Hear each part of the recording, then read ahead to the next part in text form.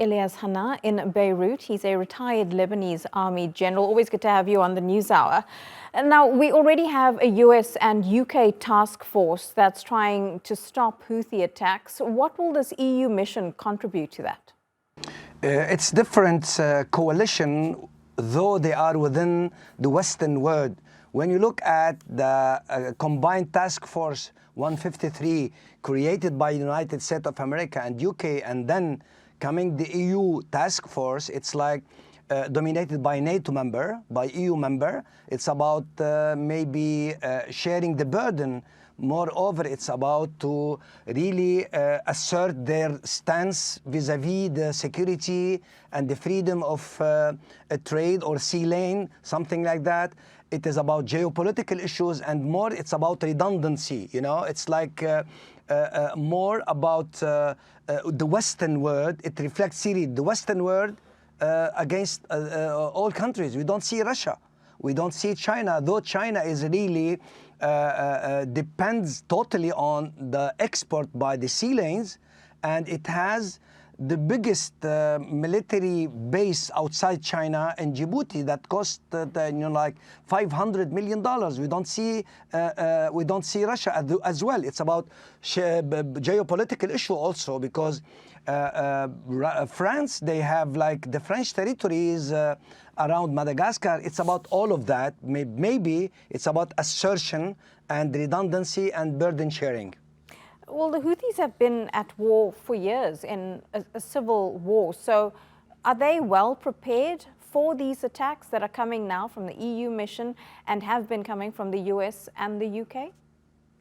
Yemen, it's like the unwinnable wars in Yemen. The Yemen is like Afghanistan. It's the graveyard of empires, from the Portuguese to the British to the Ottoman Empire, and then lately 7 years war against the coalition of Saudi Arabia, United Arab Emirates, backed by the United States of America. And now we have like a global European coalition against them.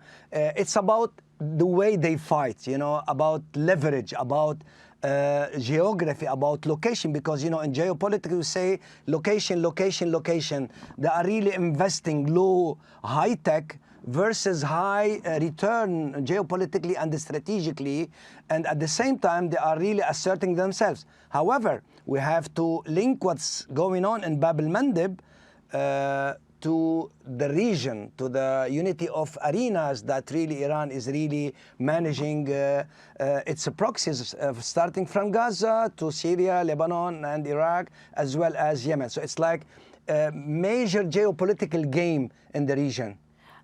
Yes, that's a really good term to sum this all up, a geopolitical game, but it is the lives of innocent civilians who are being put at risk here, all of course related to the war on Gaza. And when you mention Iran and proxies, are these then just proxy wars of Iran versus the rest of the world? It's not about Iran. Iran is really sending messages to the most important country in the world today that is really deciding what's going to happen in the region.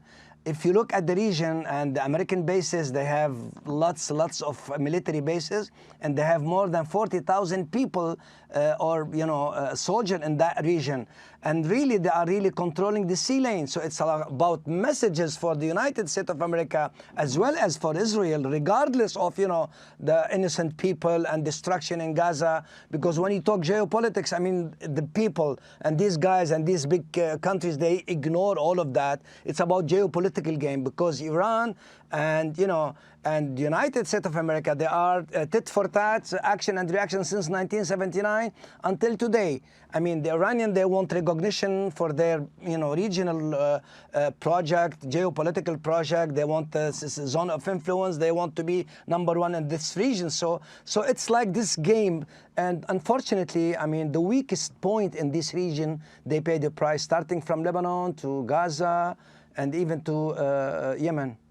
Yeah, absolutely, indeed. Elias Hanna, live to us there from Beirut. Thank you so much.